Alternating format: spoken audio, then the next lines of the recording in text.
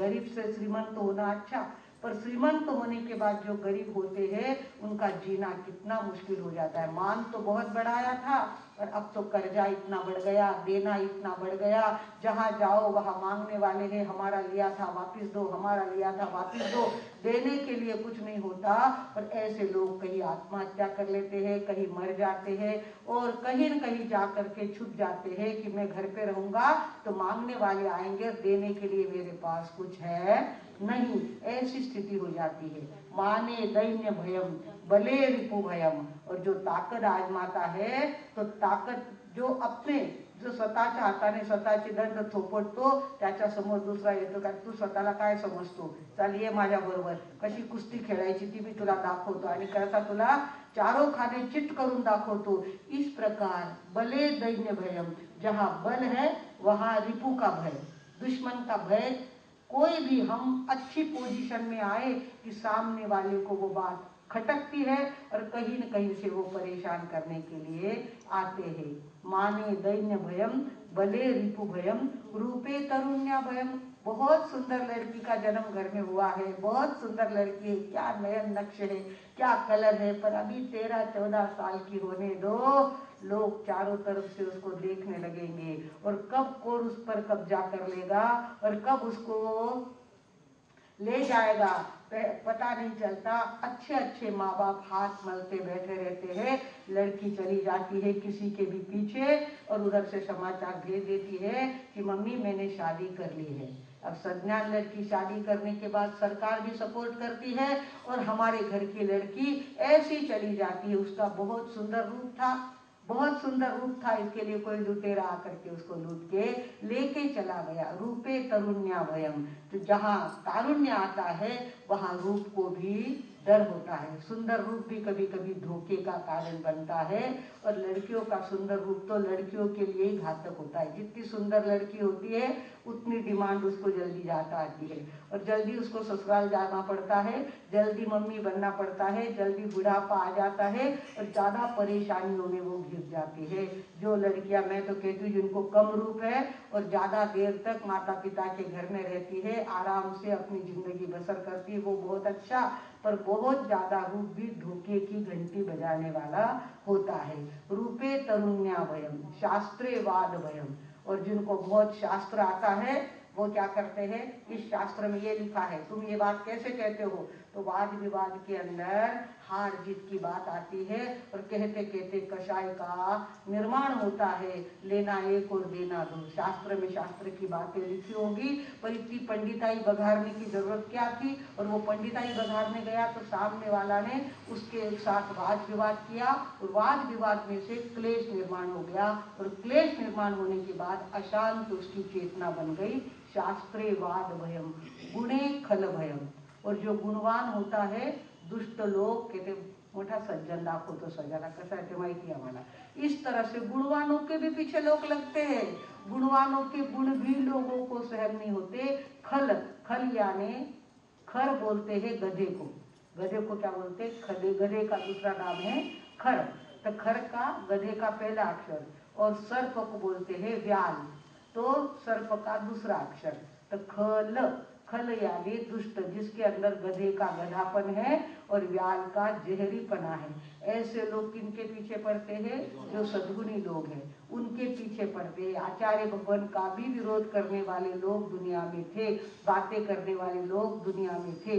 गुणे खल भयम शास्त्रे वाद भयम गुणे खल भयम काये कृतांता भयम। और इस काया को तो हमेशा मौत का डर है ही। रास्ते से चलते हैं, ट्रैफिक पार करते हुए क्षण क्षण में छाती में धक्का लगता है। आई गाड़ी, आई स्कूटर, आई ट्रक, ठहरो, ऐसे करते करते आदमी अपनी जिंदगी बसर कर रहा है। और इतने संभालते संभालते भी अगर हमने बहुत ज्यादा सुरक्षित रखा, एक माँ ने बेटे से कहा बेटे इतने गाड़ी में प्रवास मत किया करो और गाड़ियों का एक्सीडेंट बहुत हो जाता है और तुम मेरे इकलौते बेटे हो। तो उन्होंने कहा गाड़ी का एक्सीडेंट तो कभी कभार होता है, क्या गाड़ी पर सोने वाले लोग नहीं मरते हैं? गाड़ी पे सोने वाले लोग भी तो मरते ही हैं। तो गादी पे सोते सोते भी काल कब आ जाएगा और कब हमको लेके चला जाएगा इसका पता लगता नहीं। जिन्होंने अपने आप को चारों तरफ से सुरक्षित रखा है, पर मौत तो कभी सुरक्षित।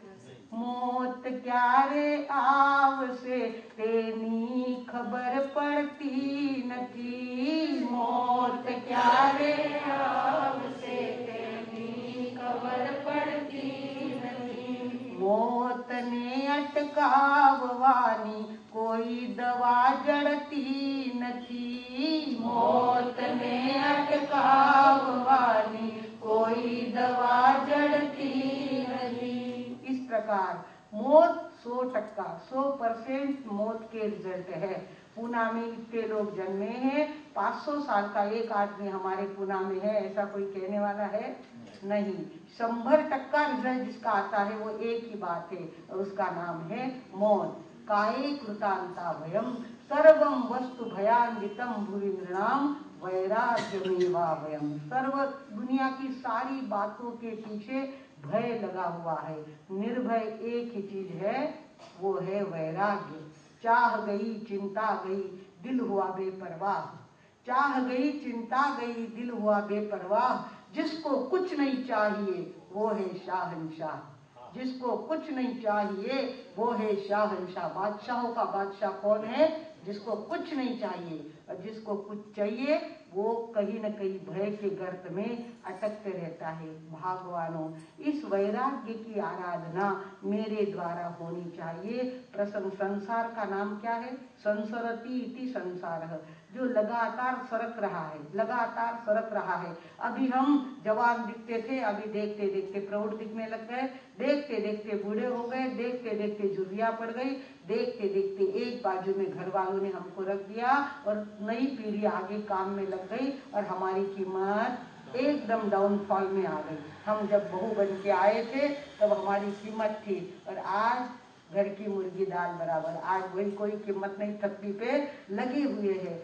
ऐसी हालत जब वैराग्य की, संसार की है, इसके अंदर जो वैराग्य की साधना करता है, रोज अपने मन से एक एक चीज को छोड़ते जाता है, एक एक चीज के पचकान करते जाता है कि इसके बिना भी कुछ अटका नहीं है, उसके बिना भी कुछ अटका नहीं है। लीलोती की मर्यादा करूं, वस्त्रों की मर्यादा करूं, क्षेत्र की मर्यादा करूं। इस तरह से जो लोग अपने आप को वैराग्य में जोड़ते जाते हैं, वे अंतिम समय में प्लस में रहते हैं। अंतिम समय जब उनका आता है तब लोग ऊपर से कोई कह दे दादी साहब संथारो लेवनो है कई, हाँ, एकदम से उसके मुंह से हाँ निकलती है। नहीं तो कई दादी साहब ने पूछा संथारो लेवनो की मारता बाजू द्राक्षा खावनी है, हम द्राक्षा खावनी है, द्राक्षा खाना तो कोई हुआ नहीं, प्राण तो चले गए, पर मन तैयार नहीं हुआ। इस मन को तैयार अभी से करेंगे तब अंतिम समय में वो काम आने वाली चीज है।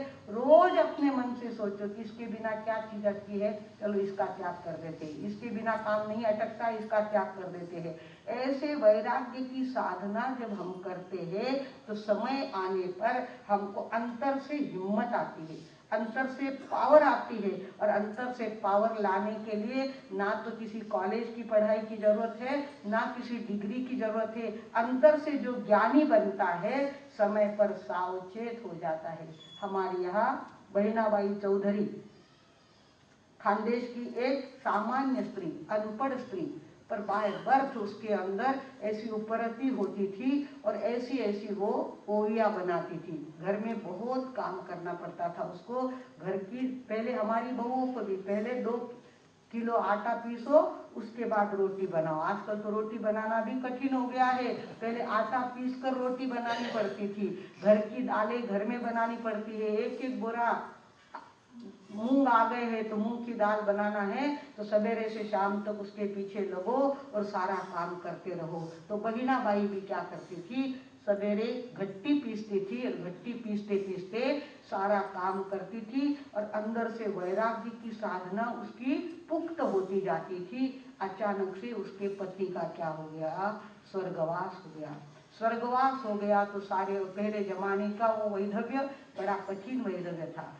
वह विधवा स्त्री हुई, पति की अर्थी उठाने से पहले उसकी चूड़ियां फोड़ दी जाती थी, उसका कुमकुम पूछ लिया जाता था और नाई को बुलाकर उसके सारे बाल उतार दिए जाते थे। और एकदम से भाई क्या करता था, वैधव्य की साड़ी उसके शरीर पे फेंकता था और वो सादी साड़ी अब तुझे पहननी पड़ी। अब तो सब कुछ चलता है, पहले तो विधवा को गुलाबी रंग, केसरिया कलर आदि सब पहनना मना था। और ऐसा भयंकर वैधव्य जब आता था तो एक बहुत बड़ा पहाड़ जिंदगी पे टूट गया है ऐसा महसूस होता था। ऐसे उस काल में बहिनाबाई